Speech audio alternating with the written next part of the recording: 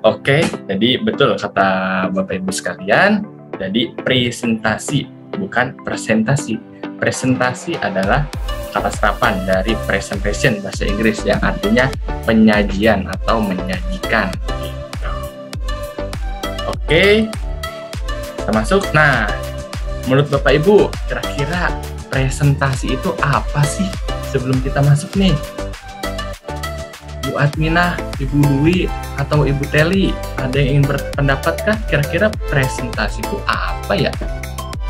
Ayo, kita kemarin kita sudah belajar ini ya, public speaking ya. Jadi kita coba perlahan-lahan untuk speak up, berlatih pelan-pelan. Kira-kira Bapak Ibu, presentasi itu menurut Bapak Ibu apa sih? Ada yang ingin menjawab kah? Ada yang ingin menambahkan, Ibu Adminah atau Bu Teli? Presentasi itu mungkin gini, berbicara di depan orang atau berkomunikasi di depan orang ya. Mantap sekali Bu Teli. Bu Adminah? Iya sama. Presentasi ada menjelaskan di depan orang. Oke, betul sekali ya. Nah, pasti Bapak Ibu pernah ya melakukan presentasi. Nah, seringkali hambatannya apa tuh Bapak Ibu? Saya mau tahu deh. Adminah, Bu Teli, boleh? Hambatannya Mas, hambatan mungkin kurang ini kali. Kalau kita mau presentasi kan harus siap Ya. untuk menyampaikan sesuatu kepada orang lain. Kadang hambatannya ya karena kita tidak mempersiapkan dengan baik. Oke, boleh betul. Buat Mina, boleh? Ya, hambatannya sih sebenarnya tergantung orangnya masing-masing ya. Kadang ada yang walaupun udah dipersiapkan, kadang tetap grogi, jadi apa yang tadinya disiapkan tetap buyar, kayak gitu. Demam panggung ya, Bu? Ya, bisa jadi begitu. Oke, dari sini kita sudah kebayang ya, kemana arahnya kira-kira. Dari hambatannya apa aja, kenapa bisa terjadi, terus presentasinya kepada siapa aja gitu kan, pastinya ke kelompok ataupun orang-orang banyak gitu yang nantinya bakal menyimak. Oke, kita masuk ke session selanjutnya. Jadi Bapak Ibu, pada konteks malam ini kita akan bahas terkait dengan bagaimana sih cara presentasi yang elegan dan juga karismatik. Nah, yang pertama kita harus memahami bahwa apa itu presentasi, tujuannya apa, jenis-jenisnya apa, prinsipnya apa, cara adaptasi dengan tempat dan sarana yang kita pakai nanti gimana, terus cara nganalisis pesertanya seperti apa, terus pengucapan kata-katanya atau kalimat-kalimatnya gimana, terus dan pastinya ada 9 karakteristik agar menjadi public speaker yang efektif. Dilanjut dengan studi kasus dan juga kesimpulan. Ya, oke. Nah, pengantar presentasi adalah proses memperkenalkan, menyajikan, dan atau mengemukakan sebuah informasi di dalam suatu diskusi atau forum. Nah, dari sini sudah kebayang ya, Bapak Ibu. Tadi betul kata Bu Adminah sama kata Bu Teli. Presentasi adalah menyajikan ke orang banyak atau ke kelompok gitu ya. Nah, jadi Bapak Ibu, presentasi betul proses memperkenalkan, menyajikan, dan atau mengemukakan. Seperti halnya saya punya pulpen nih. Bapak Ibu belum punya pulpen, saya mau ngenalin nih, ini pulpen bagus, bisa dipakai, jelas lagi tulisannya. Oh gitu ya, kenapa ya memang? Nah, dari situ kita bisa menjelaskannya lebih dalam lagi dengan pulpen. Jadi, betul sekali, pulpen bisa dijadikan sebagai bahan presentasi. Apapun bisa kita sajikan, entah itu benda, entah itu berita, entah itu produk, apapun bisa dilakukan selama kita menguasainya. Kita harus menguasai pulpen, kita menguasai handphone, kita harus menguasai dan barang-barang apapun ataupun konteks apapun, sehingga kita yakin bahwa kita bisa paparkan. Oke, nah di sini kita perlu paham ya tujuan dari presentasi. Jadi tujuan presentasi itu seperti piramida. Jadi menyampaikan informasi, meyakinkan penerima, membujuk pendengarnya, menginspirasi dan juga menghibur. Nah, dalam pertama menyampaikan informasi itu, nah seperti halnya nih saya. Langkah pertamanya kita harus membranding diri dulu nih. Tadi Bu Admina kendalanya adalah demam panggung. Pas udah mau paparan, lupa. Nah, kita harus yakin. Kemarin kita sudah bahas ya terkait dengan apa aja sih untuk mengatasi demam panggung. Nah, Bapak Ibu, saya mau ingat-ingat lagi nih, kira-kira waktu kita demam panggung seharusnya kita melakukan apa? Ada yang ingin menyampaikan kah Bu Admina atau Ibu Teli? Ya, kita harus memegang sesuatu di tangan biar nggak begitu ketahuan. Betul sekali. Bu Admina, Bu Teli kemarin kayaknya belum ketemu ya sama saya minggu lalu ya, public speaking pertama ya? Iya, saya ini belum pulang, masih di jalan. Oh iya, tidak apa-apa. Betul sekali. Jadi Bapak Ibu, dalam presentasi ataupun seorang public speaker yang namanya demam panggung itu sangat wajar ya, tapi kita dapat mengantisipasinya. Kayak misalkan jantung berdegup dengan cepat. Nah, itu wajar, kita tetap tenang aja. Usahakan 3 menit pertama adalah waktu yang paling menentukan. Ketika kita bisa melewati 3 menit pertama, pasti kita bisa seterusnya. Dan detak jantung cepat itu adalah salah satu respon saat kita terpojok, tersudut, ataupun dalam keadaan perasaan deg-degan lah gitu. Tapi kan yang tahu deg-degan cuma kita, orang lain nggak tahu. Nah, tenang saja kuncinya. Terus juga betul kata Bu Admina, megang sesuatu nih. Sering kita presentasi bergetar ya, pegang aja kertas. Jadi biar nggak terlalu kelihatan. Terus pikiran harus fokus ke konten atau ke paparan. Kita lama-lama hilang sendiri. Gitu. Oke, kita lanjut ya. Jadi menyampaikan informasi adalah yang pertama kita harus membranding diri dulu. Kita yakin demam panggung harus kita lewati. 3 menit pertama pasti lolos kok. Saya yakin pasti Bapak Ibu bisa. Nanti kalau ada hambatan kita bisa melakukan kunci tersebut. Kemudian meyakinkan penerima. Nah, gimana cara meyakininya? Kita kan mau paparan, pasti ada kan maksudnya apa, tujuannya apa, isinya juga apa. Nah, kita perlu ketahui kalau kita sampaikan aja, Bapak Ibu nanti harapannya Bapak Ibu bisa ini, tujuannya ini, jadi nanti kita bakal bahas ini. Jadi peserta sudah tahu arahnya mau kemana nih. Oh, kita mau bahas ini loh, ini loh, ini loh.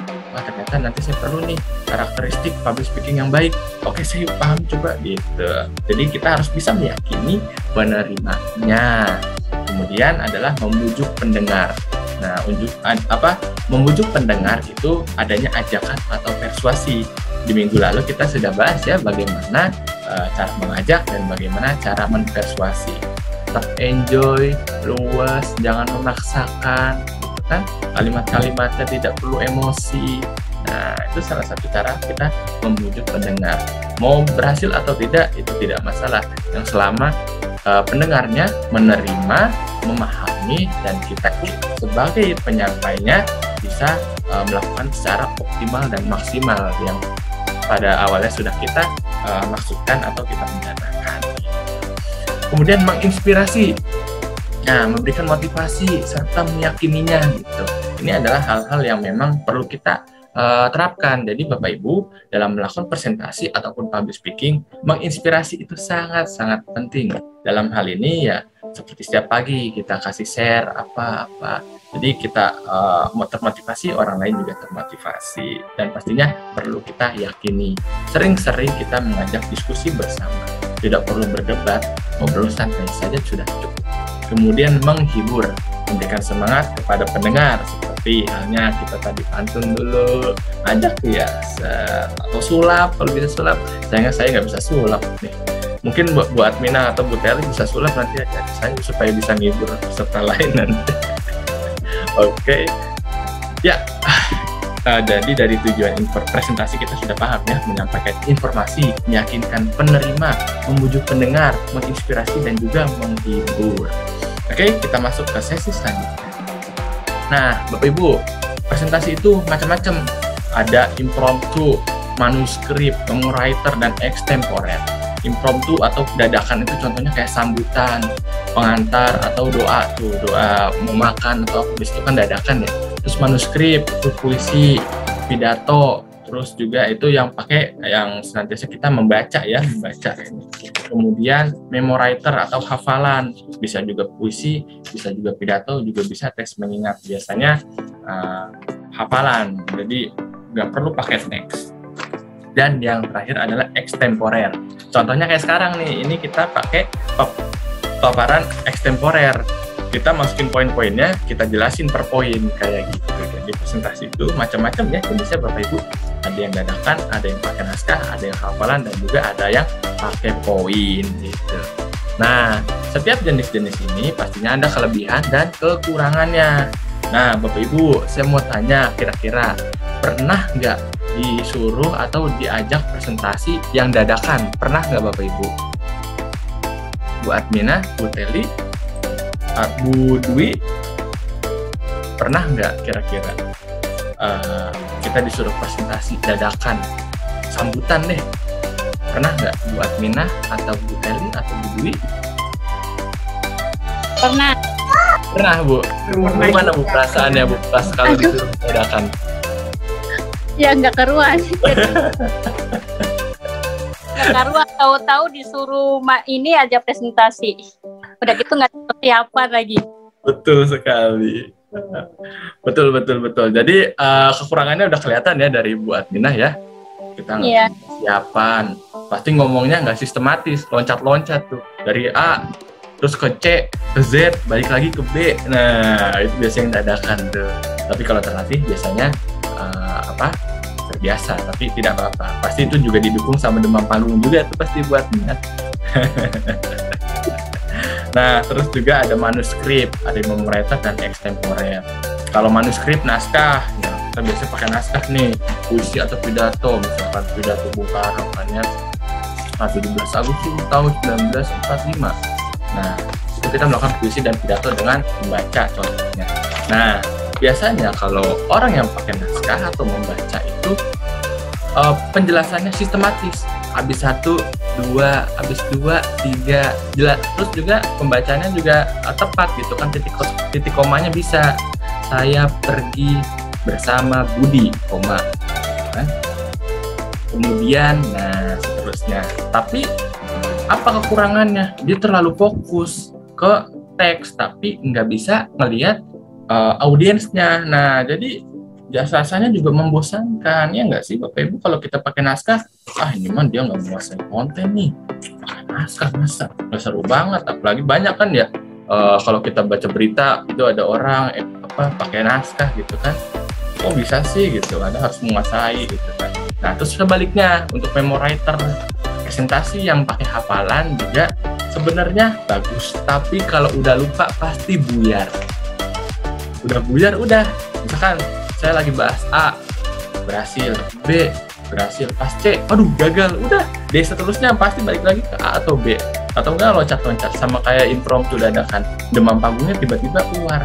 Nah, jadi memoriter itu juga pasti ada kelebihan kurangnya, cuman plusnya adalah dia kalau bisa menguasai konten, jadi lebih terlihat profesional. Tapi kalau udah buyar sekali, lumayan agak repot nantinya gitu. Udah gitu pasti bacaannya tulisan, beda sama extemporer.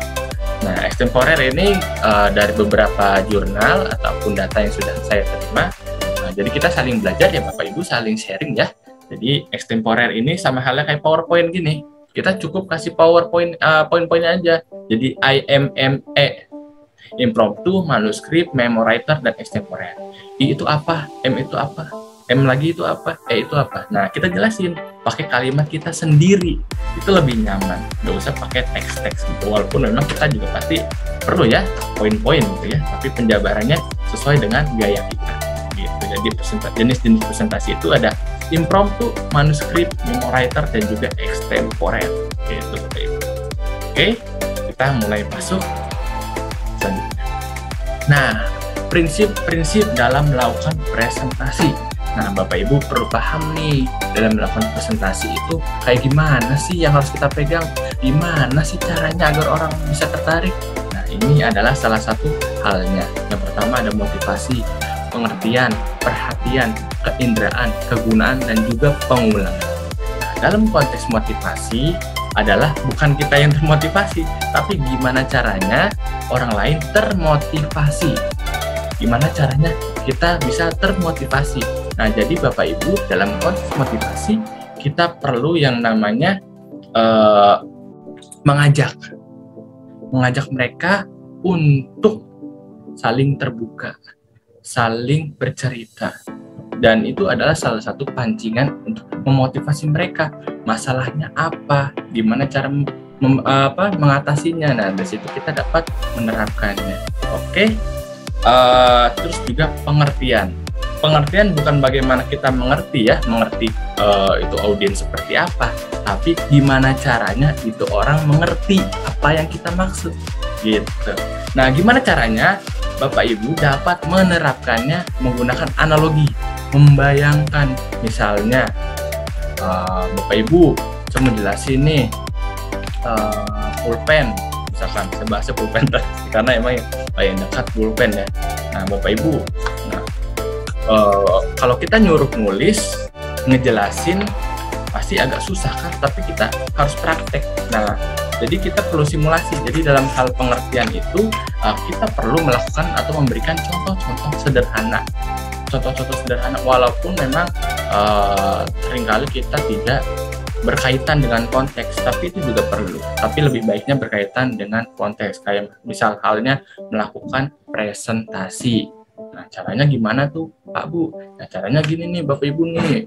Kalau ada orang banyak, nah udah kita samperin, kita siapkan diri, ambil napas, buka salam, terus juga kasih ice breaking biar kita enjoy gitu ya Bapak Ibu. Nah, itu salah satu bagaimana cara kita memberikan simulasi pengertian. Jadi gimana caranya orang mengerti. Terkadang apa yang seperti yang pernah kita bahas ya, kalau kita mendengar kita lupa. Kalau kita melihat, kita ingat. Tapi kalau kita melakukan, kita paham. Jadi Bapak Ibu, perlu adanya simulasi itu penting dalam melakukan presentasi agar orang lain bisa lebih mudah dalam memahami. Kemudian dalam konteks perhatian. Jadi dalam konteks perhatian itu, Bapak Ibu perlu yang namanya menjalin diskusi secara mendalam, sehingga terus juga kita juga bisa melakukan perhatian ini bisa dijadikan sebagai gimana sih orang lain itu, pendengar itu bisa memperhatikan kita. Dari kata perhatian dapat kita garis bawahi ya, perhatian itu bagaimana si pendengar itu bisa melakukan perhatian, melihat kita, mengawasi kita.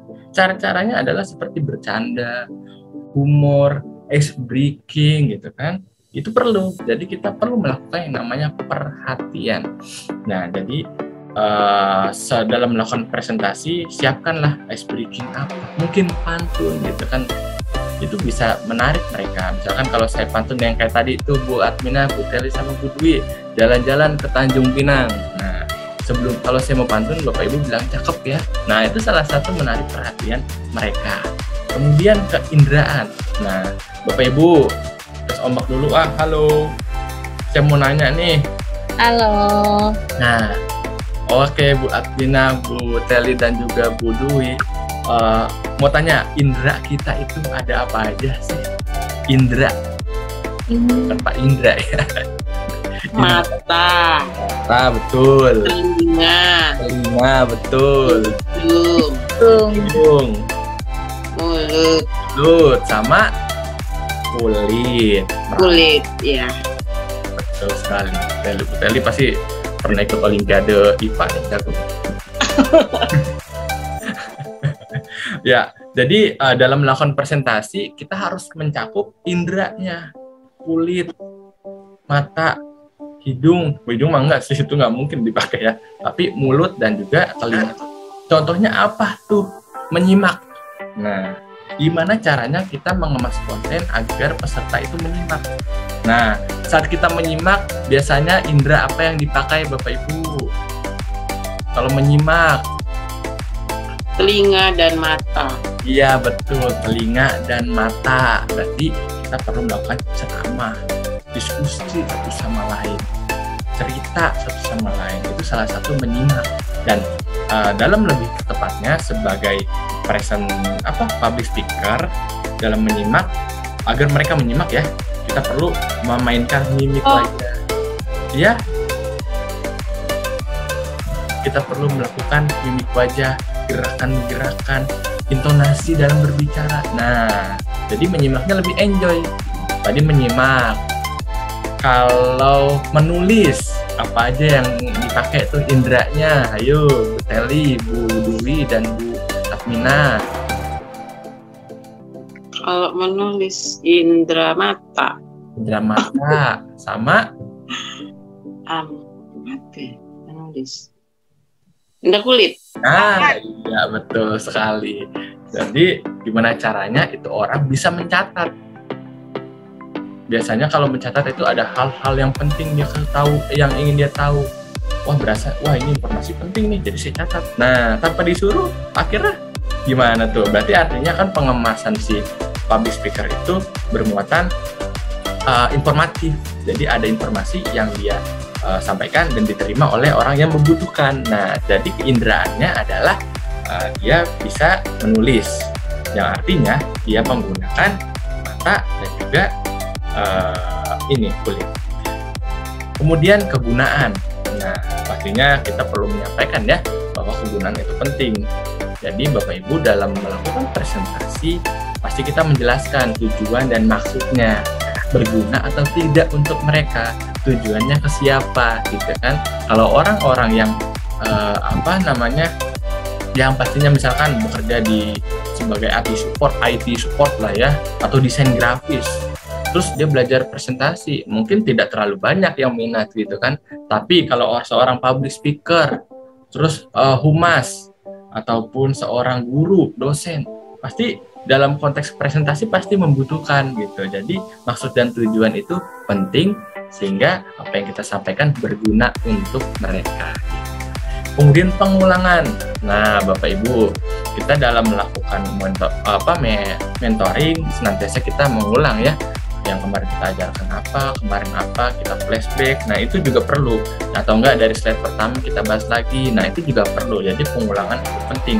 Terkadang orang dalam melakukan, kita menyampaikan sekali kurang, harus 2 kali, 3 kali baru paham.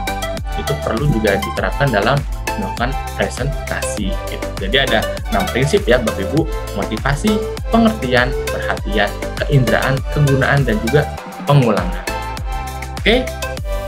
Nah, selanjutnya kita cara beradaptasi dengan tempat dan sarana. Jangan dituin. Buat Mina, kenapa buat Mina? Maaf. Gak apa-apa, santai aja Bu. Oke, kita lanjut ya. Cara beradaptasi dengan tempat dan sarana. Nah, ini pasti nih, public speaker pasti beradaptasi dulu di tempat sama sarananya. Yang pertama, adaptasi ruangan, adaptasi media, meneliti gangguan yang mungkin akan timbul dan cara mengantisipasinya. Nah, dalam beradaptasi dengan ruangan, pastikan kita harus datang lebih cepat dibandingkan yang lain. Seorang public speaker harus datang lebih cepat dibandingkan yang lain karena kita perlu adaptasi ke ruangannya. Ini tempat nyolok, ini tempat ini tempat ini. Terus nanti pesertanya di depan saya perkiraan 20-30 orang. Nanti saya menyampaikan gini. Nah, itu juga perlu. Jadi kita ada simulasi tempat. Sangat perlu kita beradaptasi dengan ruangan. Jadi Bapak Ibu, seorang public speaker harus betul-betul siap ya. Jangan sampai terlambat usahakan. Kemudian juga adaptasi dengan media. Kayak kita nih, Zoom. Dan ini juga berkaitan dengan meneliti gangguan yang mungkin akan timbul dan cara mengantisipasinya ya. Dan misalkan ini kita nge-Zoom. Saya pasti buka Zoom mungkin 10 atau 20 menit sebelum acara mulai. Karena takutnya nanti sinyalnya jelek, kan? Itu pasti tuh biasanya terjadi. Terus juga kamarnya tiba-tiba kekunci gitu kan. Nah, kita perlu melakukan adaptasi dulu sehingga apa-apa yang kita sudah siapkan, apalagi biasanya kalau mau ada acara besar, ada gladi resik, GR. Itu penting banget. Jadi kita ada adaptasi dan simulasi.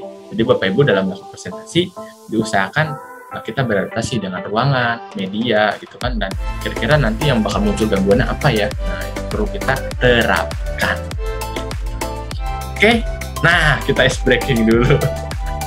Jadi Bapak Ibu, sebelum kita masuk ke sesi selanjutnya, kita ice breaking dulu supaya tidak ngeblank, supaya tetap fokus, supaya buat Minah juga bisa mantap lebih fokus lagi. Setelah ada yang beli kayaknya. Oke, kita mulai ice breaking. Jadi Bapak Ibu, kita mau cerita nih, cerita lagi sih Mas Surus kemarin udah cerita. Ini mah beda Bu, cerita lagi ya. Nah, kita sombak dulu deh. Halo Bu Teli, Bu Admin. Halo. Mantap tadi anak dek nakal. Kedengeran nggak sih ya? Kedengeran nggak? Dengeran Bu Dwi. Oke, saya mau cerita nih ya. Jadi gini Bapak Ibu, saya disuruh ibu saya pergi ke pasar. Jadi itu saya punya saudara sedang sakit. Jadi butuh banget yang namanya vitamin, gitu kan. Makanya saya perlu beli buah. Saya disuruh lah ke pasar tuh. Saya ke pasar, gitu kan. Kasih uang sama ibu saya. Ini beli buah apa aja. Oke, udah tuh saya beli. Pertama, saya beli jeruk. Harganya 20.000. Kemudian saya beli apel. Harganya 20.000. Saya beli semangka. Harganya 30.000. Kalau saya beli pir, harganya berapa Bapak Ibu? Cluenya nama buah.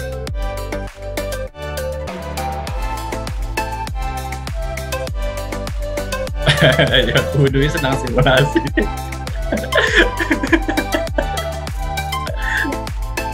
Cluenya nama buah. 16 ya? Oh, bukan. Ayo kita coba lagi. Pir kan? Pir. Saya ulang. Apel Saya ke 20.000. pasar. Beli apel harganya 20.000. Beli jeruk harganya 20.000. Kalau beli semangka 30.000. Kalau saya beli pir, harganya berapa Bapak Ibu? 5. Bu Dwi, Bu Admina, Bu Teli, ada yang bisa jawab? Apa tuh Bu Dwi? 10.000. Kenapa 10.000? Satu kata. Betul sekali. Bu Bung, saya mau jawab itu tadi. luar biasa Bu Admina tuh emang hebat sekali. Buat Atina tepuk tangan. Kita ngajarin orang. Apa ya? Masih fokus berarti ya. Kalau semangka 30.000, artinya ada 3 penggalan kata kan. Semangka. Nah, berarti 3. Apel, A sama pel 2. Kalau pir 1. Nah, betul sekali tuh Bu Dwi, Bu Admina. Bu Teli mana nih Bu Teli? Ada Mas. 5 Kak. Oke, siap Ibu. Jadi masih pada fokus ya. Oke, kita mulai masuk ke sesi selanjutnya. Nah, kita perlu nih yang namanya cara menganalisis peserta ya. Jadi dalam presentasi pastinya kita menyampaikannya ke berbagai macam orang. Latar belakang seperti apa? Itu perlu kita ketahui juga. Misalnya kalau anak-anak, remaja, dewasa apa ya kalau baru dewasa awal, terus dewasa madya sampai dewasa atau usia lanjut lah. Nah, kita perlu ketahui ini orang cara adaptasinya kayak gimana. Misalnya untuk anak-anak, pastinya kita harus suka dong dengan anak-anak. Jangan sampai digalakin, nggak boleh main ini, boleh itu kan. Pasti Bapak Ibu udah biasa ya, malah saya yang harus belajar gimana caranya audiens ke anak-anak gitu ya. Terus remaja gitu kan, kalau yang saya coba pahami, kita harus menjadi dia gitu kan. Siapa guru killer di sana, siapa guru yang galak di sana. Saya kemarin diketok sama beba itu, nah ya saya juga tadi diketok. Nah, gimana caranya kita bisa seirama dengan anak remaja? Biasanya anak-anak remaja itu memang agak-agak sulit untuk mendekatkan ya. Kemudian juga dewasa awal biasanya kayak akan pengetahuan tuh. Jadi kalau dia mau ikut, dia pasti tahu nih, saya mau ikut apa nih tujuannya kan? Entah itu sertifikat, apa itu pengalaman, atau itu portofolio, pasti ada tujuannya kan. Nah, terus juga orang dewasa kan ya, usia lanjut, artinya kita harus benar-benar seirama, kita memfasilitasi mereka, tidak menggurui. Jadi berjalan secara beriringan, berorientasi kepada pengalaman, terus juga berorientasi pada masalah. Itu juga penting untuk melakukan public speaking atau presentasi kepada orang usia lanjut.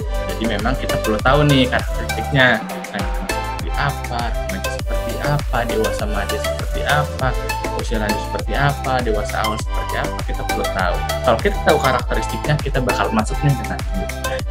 Oke. Kemudian apa hubungan saya dengan audiens saya? Nah, ini juga perlu nih.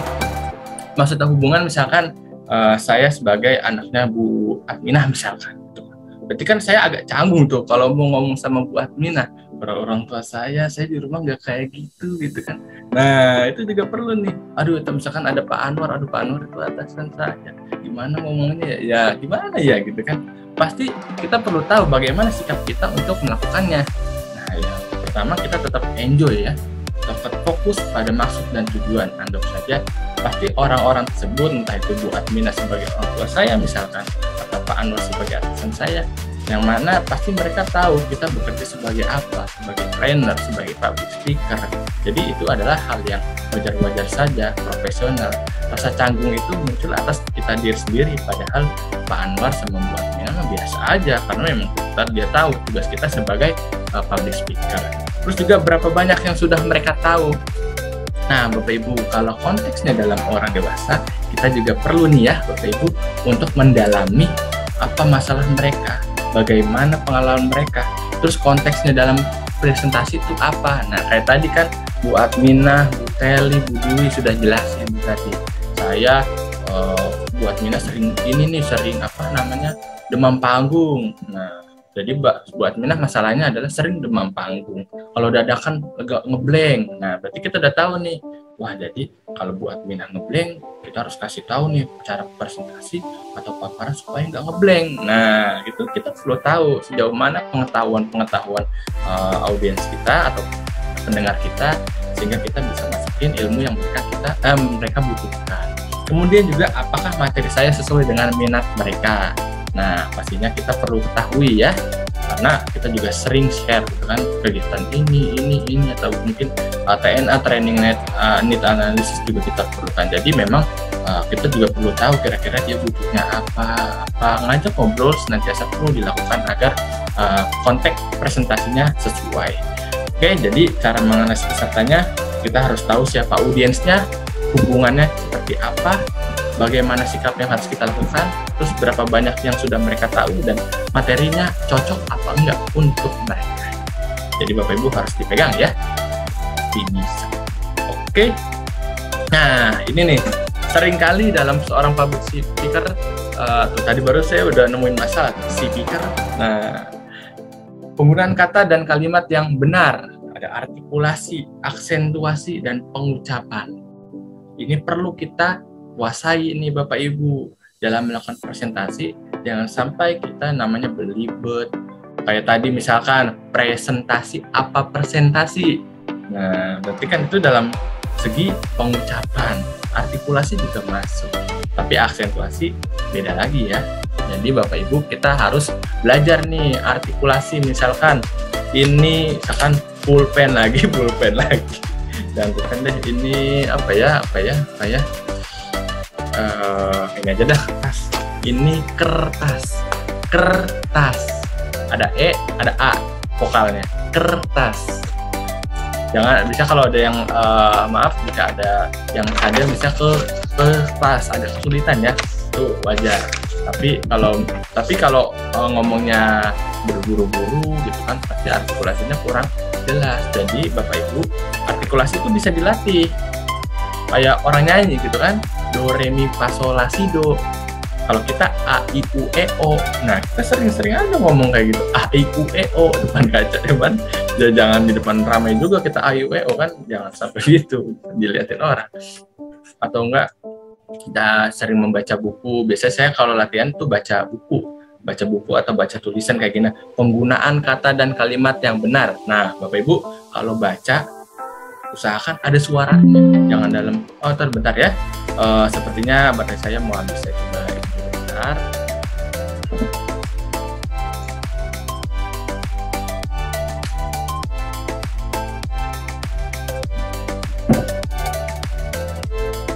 Ya, oke, kita mulai masuk kembali ya. Jadi Bapak Ibu, kita perlu pahami ya penggunaan kata dan kalimat yang benar dari artikulasi, aksentuasi, dan juga pengucapan. Kita perlu sering berlatih a, i, u, e, o. Dan kalau baca, jangan ada dalam hati. Kecuali kalau ramai ya, kalau ramai baru dalam hati gitu kan. Tapi kalau kita keluarga atau apa, misalkan membaca gitu kan, misalkan penggunaan kata dan kalimat. Dibaca itu selain kita baca, kita juga ngelatih. Jadi kata dan kalimat. Nah, itu jadi melatih kita untuk terbiasa membaca. Dan pastinya kita harus menikmati nih dalam konteks pengucapannya. Jadi kalau Bapak Ibu dalam presentasi harus benar-benar enjoy, luas, santai. Misalkan saya jelasin gini, penggunaan kata dan kalimat yang benar. Ngomong apa sih itu Mas Yoris? Jelas banget nih. Nah, beda kan kalau penggunaan kata dan kalimat yang benar. Ada 3 nih Bapak Ibu, artikulasi, aksentuasi, dan pengucapan. Beda nggak buat Mina, Bu Dwi, sama Bu Teli? Beda nggak cara berbicaranya? Beda kan ya? Jadi Bapak Ibu dalam melakukan presentasi, kita harus menikmati, santai, enjoy, luwes. Selama kita menyampaikannya dengan secara perlahan, kita juga bisa sambil berpikir gitu kan, penggunaan kata dan kalimat yang benar. Habis itu apa ya? Nah, kalau kita nyampeinnya secara perlahan, kita juga bisa memikir penggunaan kata dan kalimat yang benar ada 3, artikulasi, aksentuasi, dan juga pengucapan. Nah, jadi Bapak Ibu enjoy aja dalam melakukan presentasi, enjoy, jangan terburu-buru. Apalagi sampai dikasih waktu ya. Saya pernah cerita tuh sama Bapak Ibu tuh, kalau saya misalnya kalau public speaking tuh enjoy aja, jangan dikasih jam gitu ya. Walaupun harus ingat jam, sekarang sudah jam 9 gitu. Oh, ini benar banget ya. Oke, kita mulai masuk ke step selanjutnya. Jadi Bapak Ibu, artikulasi kita bisa latih a, i, u, e, o-nya, dan pembacaan atau penyampaiannya harus santai, enjoy, dan pelan. Pengucapannya juga jangan terburu-buru, dan aksentuasi. Aksen misalkan, kalau orang Sunda kan abdi mah gitu kan.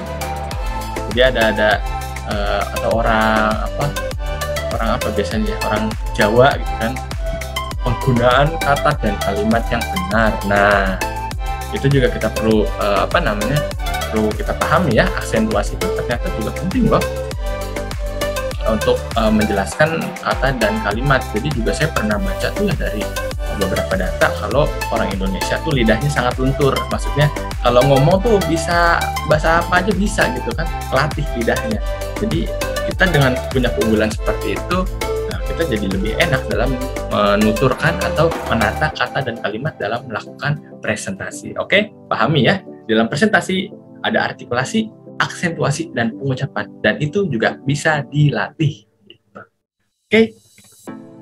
Nah, sini ada 9 teknik ampuh dan efektif. Ada meningkatkan kepercayaan diri, meningkatkan hasrat dalam diri, menjadi diri sendiri, memperhatikan intonasi suara, gunakan waktu presentasi secukupnya, berkomunikasi dengan audiens, menjadi pendongeng, melakukan pengulangan, dan juga terus berlatih. Itu apa ya, Mas Yoris?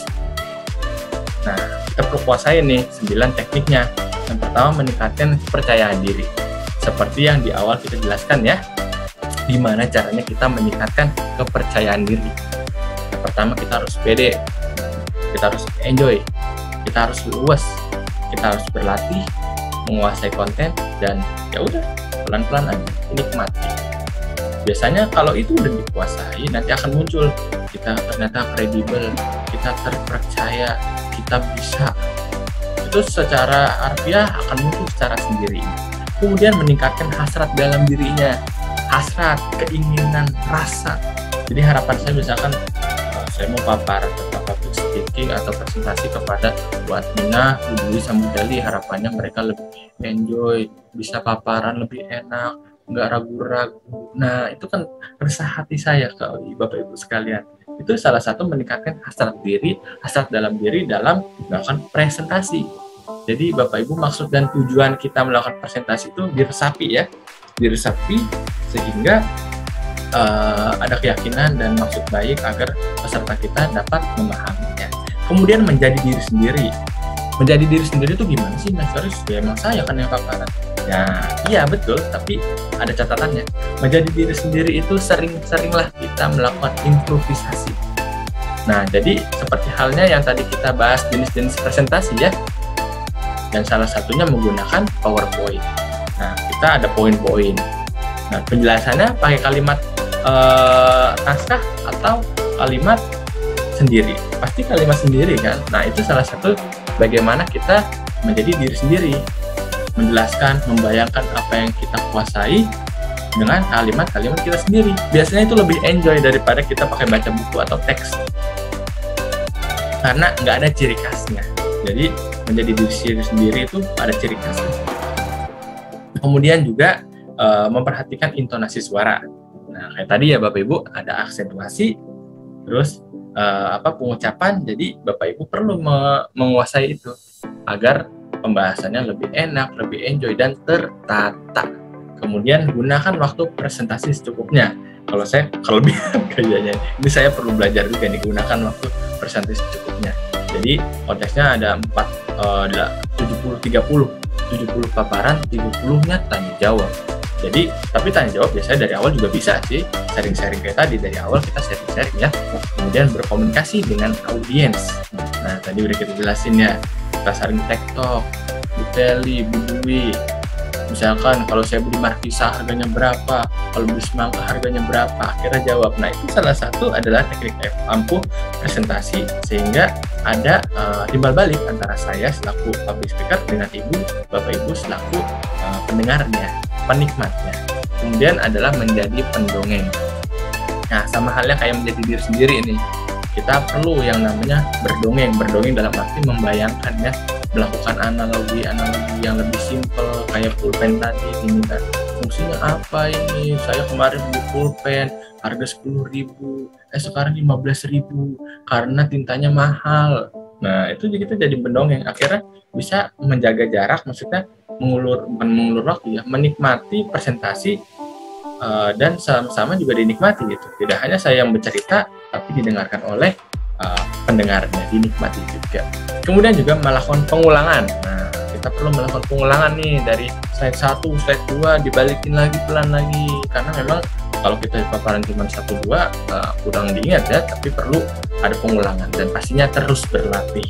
Gimana sih cara terus berlatih? Nah, kita sering latihan, misalkan kalau aksentuasi gitu kan, aksen, pengucapan, kita latihan ayu, kalau demam panggung misalkan, berarti artinya kita kudu persiapan, bikin catatan, misalkan 2 sehari mau papar udah siap. Nah, itu juga salah satu terus berlatih gitu.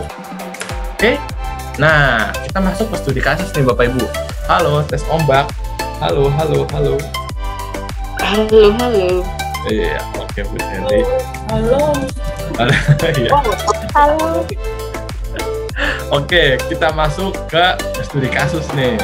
Kalau di video, saya kasih video biasanya nggak kurang ini ya, kurang nyaman. Karena jaringannya nggak sesuai, saya bagus, yang lain belum tentu bagus ya. Jadi ini saya mau cerita nih. Edi merupakan pegawai swasta sekaligus warga perumahan yang tinggal saat perumahan tersebut selesai dibuat. Jadi Bapak Ibu, si Edi ini pegawai swasta. Dia beli rumah di perumahan yang baru jadi. Jadi dia tuh orang pertama di perumahan itu. Sering waktu semakin banyak pendatang yang tinggal di sana. Bung Edi adalah orang pertama yang tinggal di sana dan dinilai lebih tahu kondisi sosial di daerah sana, ini Edi dipercaya menjadi ketua RT. Nah, jadi pas perumahan baru jadi, si Edi itu orang-orang yang udah pada datang setelah Edi percaya nih, wah Pak Edi nih dari awal udah tinggal di sana, ibaratnya orang kepercayaan sesepuh lah daerah perumahan sana. Nah, akhirnya jadikanlah ketua RT gitu kan. Terus namun sebuah kondisi terjadi di mana peningkatan kasus COVID meningkat, orang meleknya masyarakat akan 3M serta padatnya pekerjaan yang Pak Edi lakukan. Hal tersebut semakin lama semakin parah hingga ada beberapa warganya yang terdampak COVID, bahkan sebagian terkena penyakit DBD. Nah, jadi di kelompok itu, di perumahan itu, warganya ada yang kurang paham sama 3M, terus juga si Pak Edi sibuk banget, terus juga banyak yang akhirnya terdampak COVID sampai kena DBD. Terus bagaimana peran Pak Edi selaku ketua RT yang dinilai dipercaya oleh warganya di perumahan tersebut? Nah, kira-kira Bapak Ibu, apa yang Pak Edi harus lakukan kepada rakyatnya atau penduduknya? Ada yang bisa sharing kah terkait Pak Edi? Boleh Bu Dwi, Bu Asminah, atau Bu Teli? Apa ya?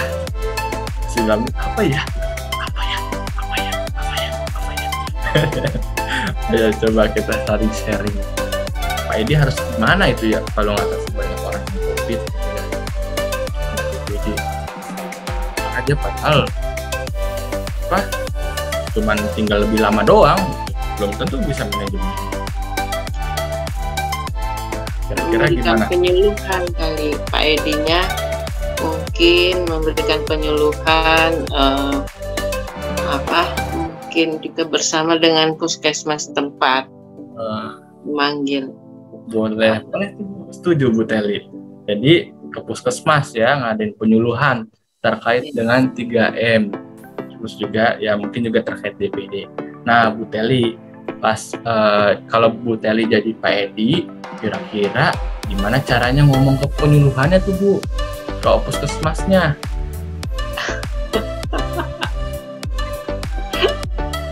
Maksudnya ngomong ke puskesmas? Ya, misalkan ternyata udah dikasih tahu, misalkan Bu Atminah adalah kepala puskesnya. Nah, Bu Teli mau ngomong sama Bu Atminah gitu, gimana tuh caranya tuh Bu? Bu Atminah, ini Bu, dari tempat tinggal kami di perumahan A lah ya, perumahan A sekarang kan makin maraknya COVID. Nah, di samping COVID juga ada DBD ya. Nah, mungkin kami minta tolong Ibu sebagai kepala puskesmas, juga bawahannya, kami minta tolong memberikan penyuluhan di RT kami atau di perumahan kami supaya masyarakat itu mengerti tentang kesehatan, bagaimana caranya menanggulangi COVID dan juga DBD. Luar biasa Bu Teli, mantap. Bu Dwi, Bu Atminah gimana?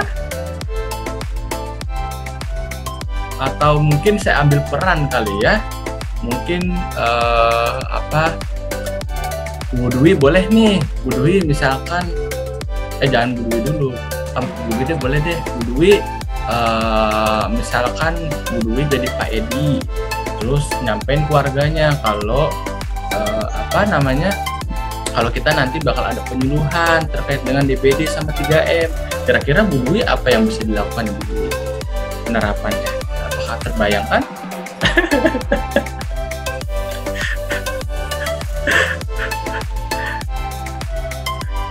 Boleh Bu Dwi. Apa ya? Ngomong apa ini kita?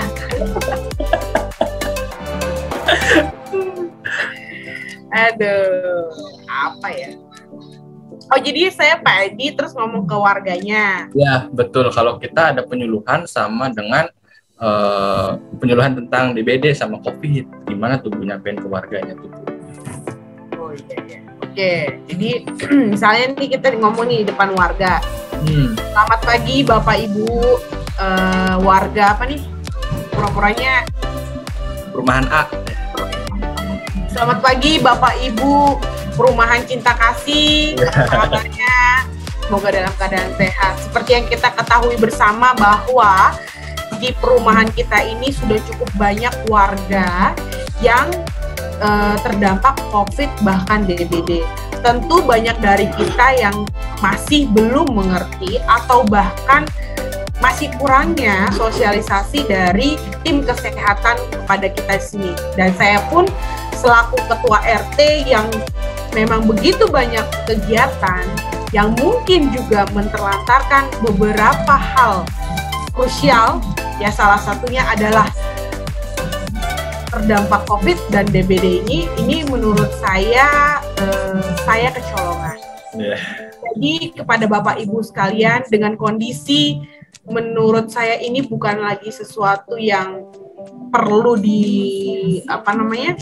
perlu ditakutkan lagi, tetapi kita perlu tetap waspada. Jadi dimulai dari anggota keluarga masing-masing, dan saya harapkan setiap keluarga yang ada di Perumahan Cinta Kasih ini bersedia merelakan waktunya. Nanti di hari Sabtu akan ada penyuluhan penting mengenai bagaimana kita bisa mengatasi yang COVID dan DBD. Saya sangat meminta tolong perhatian Bapak Ibu sekalian agar rantai COVID dan DBD ini bisa kita hentikan. Kalau bukan dari kita, siapa lagi? Kita mulai dari keluarga kecil kita supaya kita bisa menyelamatkan keluarga kita yang lainnya. Terima kasih, dan saya tunggu di hari Sabtu Bapak Ibu sekalian. Nanti tim kami, sekretaris kami akan mengantarkan undangan ke rumah masing-masing. Sekian dan terima kasih. Selamat pagi. Budi, cocok jadi Bu RT, Bu. Betul, baru saya mau ngomong tuh. Calon Bu RT tuh. Ayo kita coblos Bu Dwi yuk, ayo. Bisa kan kita doang ya dari kemarin, jadi pelaku mulu ya Bu ya. Kita mau dikerjain sama Pak Yoris. Oke. Tapi ini salah satu simulasi ya, bentuk bagaimana presentasi dilakukan ya. Luar biasa nih, Bu Teli, Bu Dwi, dan Bu Admina ya. Jadi memang dalam konteks presentasi yang dilakukan kita harus yakin, tapi berdasar. Tadi Bu Admina, Bu Teli, Bu Dwi kan jelaskan, Bu itu rumah saya lingkungan saya ada yang sakit, boleh nggak nanti ada penyuluhan. Terus Bu Dwi ngomong, terus Bu Dwi juga ngomong, ayo kalau bukan dari kita siapa lagi gitu kan. Kalau kita berhasil yang lain baru nanti bisa diobati. Nah itu ya Bu Admina. Ya. Iya.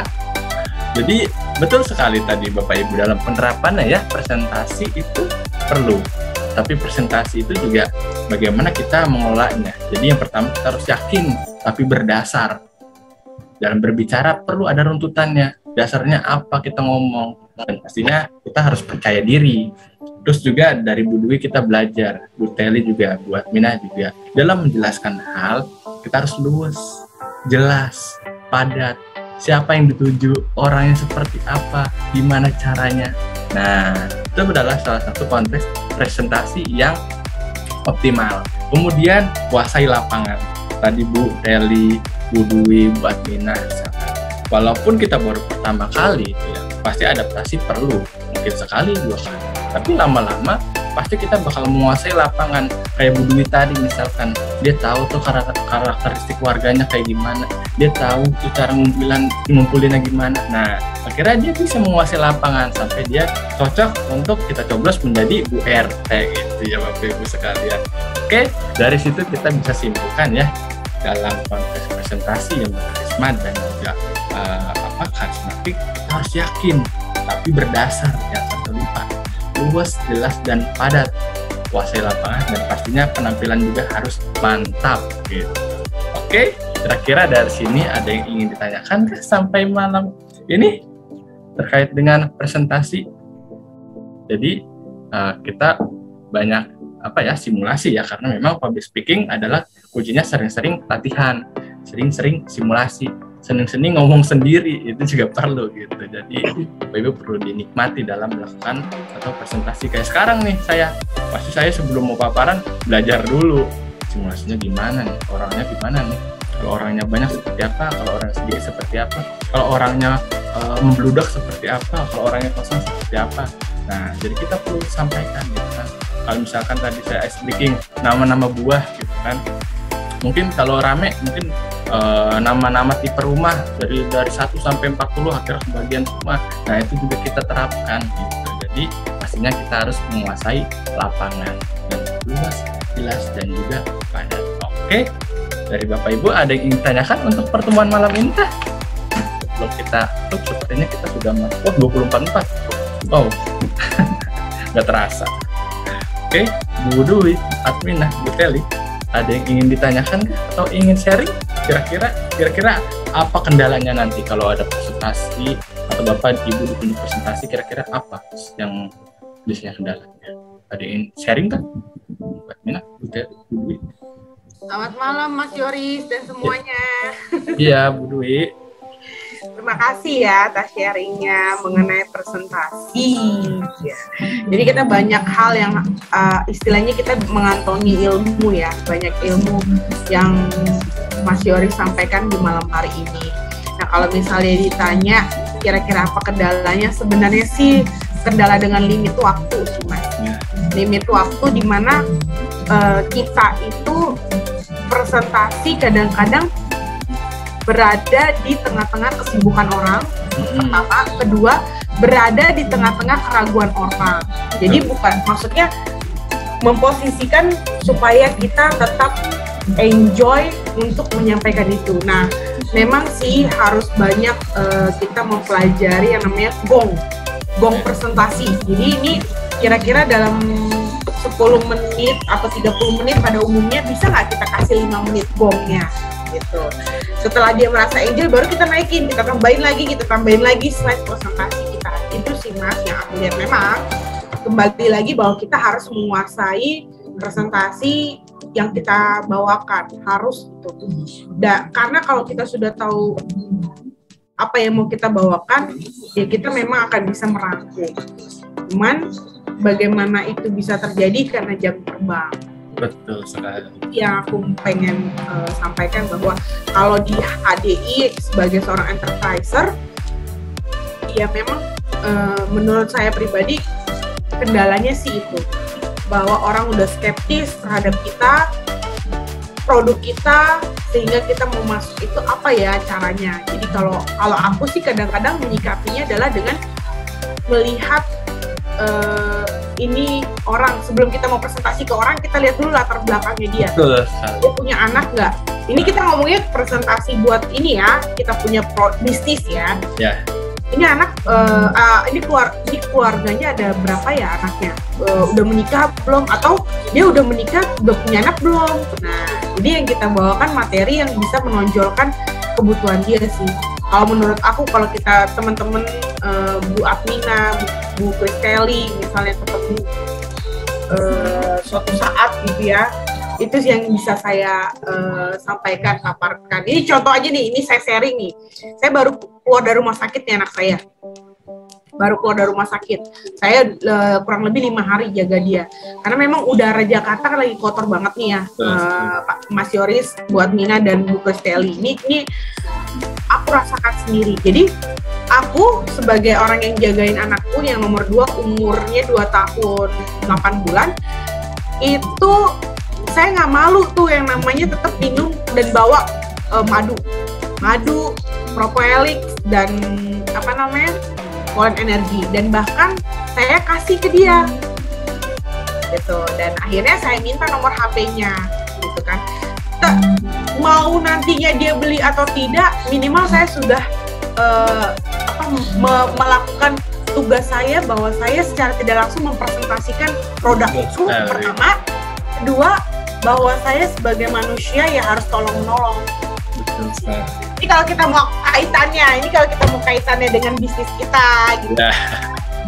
Karena bisnis kita ini bukan hanya sekedar jual beli sih, bukan hanya sekedar itu, memang harus jangka panjang. Sabar banget. Terima kasih. Sama buat Mina, aku juga jaga warung, cuman warungku di depan, aku di sini. Soalnya aku sendiri. Luar biasa Bu Dwi, buat Mina Butel itu memang. Jangan sampai lupa ya, konsep tolong menolong itu juga penting. Kan?